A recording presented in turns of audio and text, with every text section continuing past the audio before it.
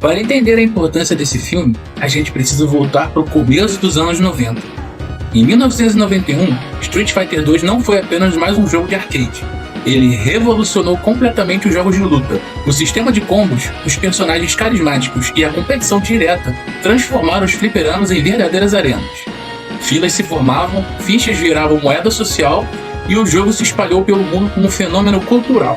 Rapidamente, Street Fighter 2 saiu dos arcades e dominou os consoles, revistas especializadas, campeonatos e até a linguagem popular. Cada personagem representava um país, um estilo de luta e uma identidade, algo extremamente poderoso para a época. Com esse sucesso estrondoso, a Capcom percebeu que Street Fighter já não era só um game, era uma marca global. O plano era claro: expandir o universo para além dos jogos, consolidar os personagens como ícones da cultura pop e alcançar públicos que nunca pisaram um fliperama. No início dos anos 90, isso significava animações, cinema e mercado internacional. Diferente de muitas adaptações apressadas da época, a Capcom apostou alto.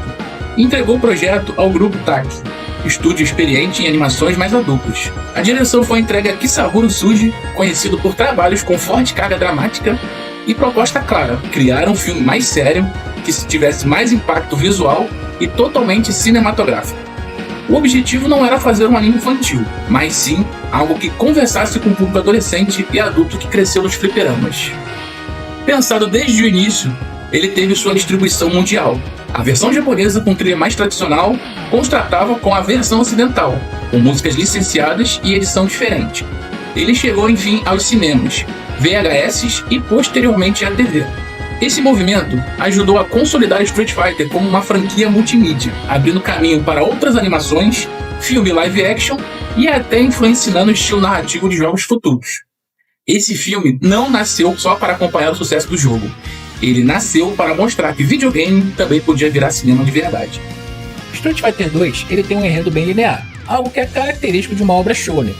São obras voltadas para o público masculino de faixa etária de 12 a 18 anos, mas que no final acabam sendo consumidas por pessoas de todas as idades. Porém, em específico, principalmente a versão japonesa, ele flerta com elementos seinen, que são obras voltadas para um público mais adulto, como a cena do banho da Chun-Li e outros temas mais sombrios, como o uso de entorpecentes e lavagem cerebral. Basicamente, ele gira em torno de Bison, o vilão do filme, que em japonês é Vega. Ele usa uma tecnologia para rastrear os maiores lutadores do mundo, onde Ryu, o protagonista do filme, se torna o alvo principal, gerando conflitos entre honra, poder e corrupção. Existem outros personagens marcantes que são característicos da franquia, como Ken, que é rival e amigo de Ryu, focando mais em seu drama pessoal e rivalidade com o protagonista. Chun-Li, que se não é a primeira, é a mais famosa personagem feminina de jogos de luta, tendo um arco de vingança e protagonismo, e Guile, com sua liderança militar característica. A animação é fluida, totalmente detalhada para a época, lembrando que estamos falando dos anos 90. As lutas têm um impacto genuíno e são inspiradas em artes marciais da vida real. Falando com relação às lutas, esse filme utilizou rotoscopia, que é uma técnica de animação que consiste em desenhar os quadros por cima de filmagens reais, utilizando lutadores reais para garantir que os golpes fossem anatomicamente corretos e pesados, um detalhamento técnico comum em animes voltados para um público mais maduro. Com relação ao jogo, ele teve um foco narrativo mais focado em Ryu, teve menos torneio e mais história. Os golpes especiais mais raros e mais impactantes. Alguns personagens tiveram pouco tempo de tela, mas ela não é uma adaptação um por um. Ela respeita a obra de Street Fighter, sendo considerada uma das melhores adaptações de games de todos os tempos. Se a animação é o carro-chefe dessa obra, aqui no Brasil ela tem um elemento a mais: a dublagem. Existe uma curiosidade com relação à dublagem brasileira. Ela foi realizada para os nossos cinemas em 1996. Essa primeira versão, conhecida como dublagem de Los Angeles, foi lançada oficialmente nos cinemas em 2 de fevereiro de 1996. Ela foi gravada nos Estados Unidos por um estúdio em Los Angeles, que utilizava brasileiros residentes no exterior. É notório para manter muitos termos em inglês e traduções pouco usuais para fãs brasileiros, como chamar o Hadouken de bola de fogo. Devido à localização da gravação, o elenco não contava com os dubladores clássicos de São Paulo ou Rio de Janeiro, que os fãs viriam a conhecer mais tarde na série de TV.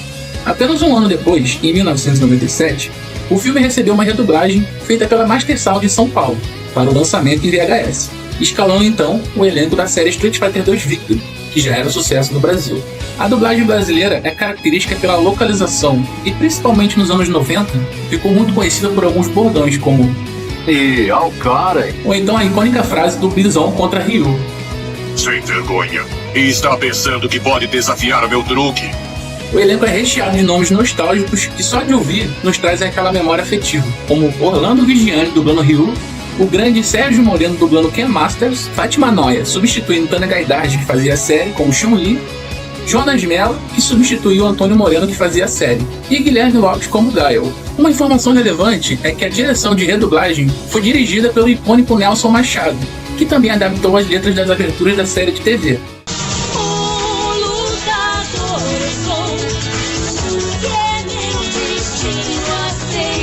Ambas as dublagens brasileiras foram feitas sob a versão americana do filme, que possui corte, como a cena do banho de Chun-Li em certas edições, e uma trilha sonora de rock e grunge, com bandas como Korn e Alice in Chains, diferente da original japonesa. A primeira dublagem, LA, é considerada raridade ou mídia perdida, enquanto a versão da Master Song é a mais encontrada em serviços de streaming e mídias físicas no Brasil. E agora vai algumas curiosidades a respeito desse filme. Porém, para me ajudar nessa empreitada, eu pedi a ajuda da minha amiga de longa data, a grande Bia Chun-Li. Na minha opinião, é a enciclopédia viva brasileira no que se diz respeito a Street Fighter. Existe uma cena que é frequentemente discutida em fóruns, que se refere a uma breve aparição de uma garota do jockey, ou Streetwalker, que foi removido de quase todas as versões ocidentais do Street Fighter 2, The Animated Movie. Diferente da famosa cena do banho da Chun-Li, que foi apenas parcialmente censurada, a cena da garota de rua foi um corte completo nas edições americanas e europeias da Manga Entertainment. A cena ocorre enquanto Ryu caminha por um beco escuro em Calcutá. Na versão original japonesa, ele passa por uma mulher com roupas provocantes, encostada em uma parede. Nas versões dubladas internacionais, esse encontro foi removido para diminuir o tom adulto do filme, em mercados onde o anime ainda não era visto puramente como entretenimento infanto-juvenil. Akuma está presente nesse filme. O filme foi lançado no Japão no mesmo ano em que Akuma estreou nos videogames, como Chefe Secreto e Super Street Fighter 2 Turbo. Na época, muitos espectadores não o reconheceram, pois o personagem ainda era um segredo guardado pela Capcom. Ele aparece brevemente em uma cena ambientada em Calcutá, na Índia. Akuma pode ser visto sentado no chão, encostado em uma grade ou parede, observando o movimento da rua enquanto Ryu caminha pela multidão. Isso deu início a uma tradição muito curiosa, que era de inserir o Akuma em cenas aleatórias no fundo, continuando na série de TV Street Fighter 2 Victory. Nela, ele aparece em aeroportos, restaurantes e em até hospitais, sem nunca interferir na trama, o que gera um pouco de lenda urbana. E embora ele não tenha falas ou impacto na história do filme, sua presença sugere que ele está seguindo ou monitorando Ryu, já prevendo a obsessão do personagem em testar o potencial do Satsui no Hadou no protagonista. Uma curiosidade muito legal, que posteriormente viria a se tornar algo fundamental na história de Street Fighter, é a cena em que o Cyborg avalia as fichas de Ryu e Ken. Nela, o nome do mestre deles não é Gouken, e sim Gotetsu. O que leva a crer que nessa época ainda não era o Gouken, o que foi canonizado pela Capcom anos depois. Uma curiosidade extra é que de fato foi nessa animação que surgiu o personagem Violet Ken, mesmo não sendo a primeira versão de um Ken maligno, que foi ter a sua estreia no crossover entre SNK e Capcom, e logo depois surgindo na série principal, em Ultra Street Fighter 2. Eu posso ressaltar com relação a essa obra, pessoal. Ela tem uma animação de alto nível, principalmente para a época, lutas memoráveis, inclusive já deixa nos comentários qual é a luta que você mais gosta dessa animação. Ela é feita num clima mais adulto e cinematográfico, e tem fidelidade ao espírito da franquia, mudando coisas pontuais no que se refere à lore original estabelecida pelo jogo. Ele tem uma história simples, é uma história linear, básica, de obras japonesas, principalmente para a época. Alguns personagens muito importantes são pouco explorados. Se eu pudesse dar uma nota, seria 8,5.